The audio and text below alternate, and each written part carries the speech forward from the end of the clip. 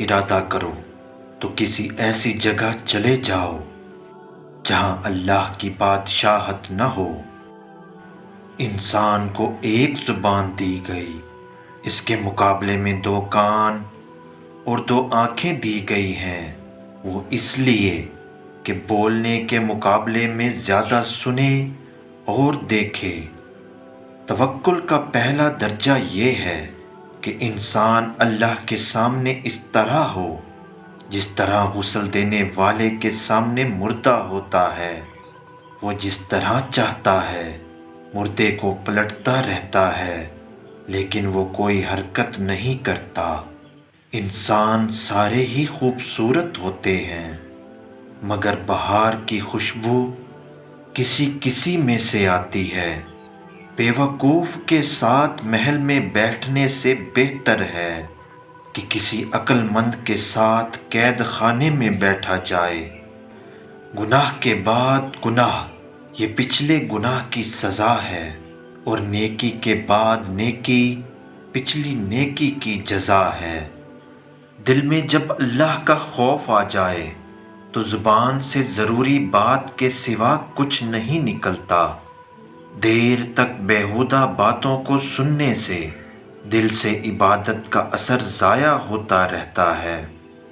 جہاں تک ہو سکے دنیاوی چیزوں کے لیے غصہ نہ کرو۔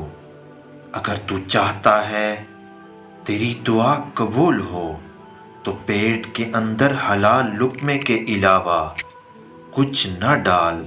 بہت سے عالم ایسے ہیں جو بادشاہ کے پاس دین لے کر جاتے ہیں، مگر واپسی پر دین وہیں چھوڑ آتے ہیں۔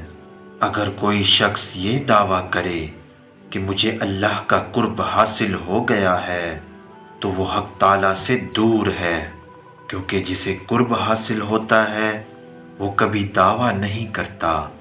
دنیا ایسا گھر ہے جو انسان کو ہر گھڑی، ہر لمحہ نیا گناہ پیش کرتا ہے۔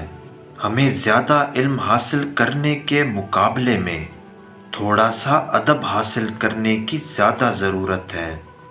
گمنامی کو پسند کرو اور شہرت سے دور رہو، مگر یہ ظاہر نہ کرو کہ تم گمنامی کو پسند کرتے ہو، اس لیے کہ اس بات سے بھی نفس میں غرور پیدا ہوتا ہے۔ انسان کی نجات خاموشی، تنہائی اور کم کھانے میں ہے۔ دشمن کو نیک مشورے سے شکست دو اور دوست کو خلوص سے اپنا بنا کر رکھو۔ جو شخص اپنے رزق میں کمی پائے تو اس کو چاہیے کہ زیادہ سے زیادہ استغفار کرے۔ جو ہمیں اللہ کے نام پر دھوکہ دیتا ہے، ہم ہمیشہ یہ دھوکہ کھانے کے لیے تیار رہتے ہیں۔ جس کی عمر 40 سال ہو جائے پھر بھی نیکی برائی پر غالب نہ ہو تو ایسے شخص کو دوزخ کی تیاری کر لینی چاہیے۔